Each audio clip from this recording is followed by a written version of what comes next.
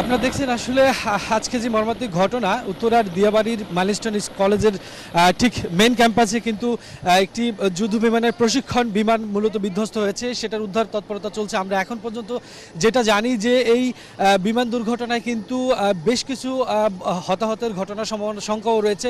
আমরা এখানে দেখছি যে এখানে সেনাবাহিনী, বিমান বাহিনী, ফায়ার সার্ভিসের কর্মীরা, প্রশাসনের যতগুলো উইংস আছে সবগুলো উইংস কিন্তু উদ্ধার তৎপরতায় লেগেছে। এবং এখানে যারা স্থানীয় লোকজন রয়েছেন তারা কিন্তু বলছিলেন যে এখানে ঠিক মাইলস্টোন কলেজের ঠিক ক্যাম্পাসের মধ্যেই মূলত বিমানটি বিধ্বস্ত হয় এবং বিধ্বস্ত হওয়ার সাথে সাথে বিশাল অগ্নিকুণ্ডলী তৈরি হয় এবং যেখানে বিমানটি বিধ্বস্ত হয়েছিল আপনারা ঠিক দেখতে পাচ্ছেন মাঠে এই মুহূর্তে একটি হেলিকপ্টার উদ্ধার করে যারা আহত হয়েছেন তাদেরকে কিন্তু বিভিন্ন হসপিটালে নিয়ে যাওয়া হচ্ছে। আমরা যতদূর জানি যে এখন পর্যন্ত এখান থেকে মূলত আহতদের উদ্ধার করে এই আশেপাশে যতগুলো হাসপাতাল আছে সেই হাসপাতালে চিকিৎসার জন্য নিয়ে যাওয়া হচ্ছে। এবং এখানে আমরা দেখতে পাচ্ছি যে মেন ক্যাম্পাসের ঠিক মাঠের একটু পাশেই বিমানটি বিধ্বস্ত হয়েছে।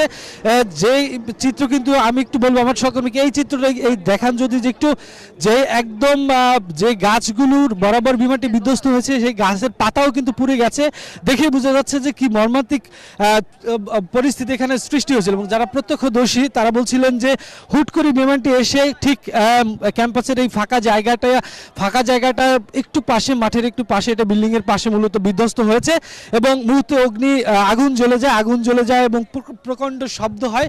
তখনই অনেকে ছোটাছুটি করে আসেন, কিন্তু যা হওয়ার আপনারা দেখতে পাচ্ছেন যে খবর পেয়ে ফায়ার সার্ভিস, যারা সেনাবাহিনী রয়েছেন, বিভিন্ন প্রশাসনের কর্মকর্তারা রয়েছেন, যারা স্বেচ্ছাসেবী, স্টুডেন্ট, আশেপাশের লোকজন সকলেই কিন্তু উদ্ধার তৎপরতায় যোগ দিয়েছেন। এবং আমরা দেখছি যে এখানে যারা উৎসুক জনতা আছে কোনো ধরনের বিশৃঙ্খলা যাতে সৃষ্টি না হয় এই জন্য অনেকেই কিন্তু সেই ভিড়ভাড়টাও ঠেলে দিচ্ছেন যাতে সুশৃঙ্খলভাবে উদ্ধার তৎপরতা চালানো যায়। উৎসুক জনতার প্রচুর ভিড় রয়েছে, আশেপাশে সবাই দেখতে আসছেন, কেননা বিমান বিধ্বস্তের ঘটনা কিন্তু অত্যন্ত মর্মান্তিক হয়ে থাকে। সেইটা আশঙ্কা রয়েছে যেহেতু এই কলেজের একটি ক্যাম্পাস, সেই ক্যাম্পাসে অনেক ধরনের প্রচুর শিক্ষার্থী থাকে, তাদের আসলে কি পরিস্থিতি সব মিলিয়ে এখানে আশেপাশে একটা উদ্ধ্বস্ত পরিবেশ সৃষ্টি হয়েছে।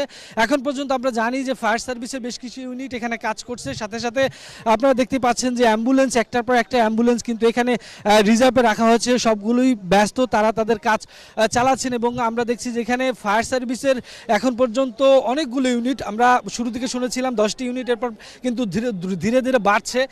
সাথে সাথে আমরা দেখছি যে অ্যাম্বুলেন্স, এখানে প্রায় প্রচুর অ্যাম্বুলেন্স, একটার পর একটা অ্যাম্বুলেন্স কিন্তু সারিবদ্ধভাবে রাখা হয়েছে। যদি আশঙ্কার জন্য সেরকম কাউরে পাওয়া যায় দ্রুত কিন্তু তারা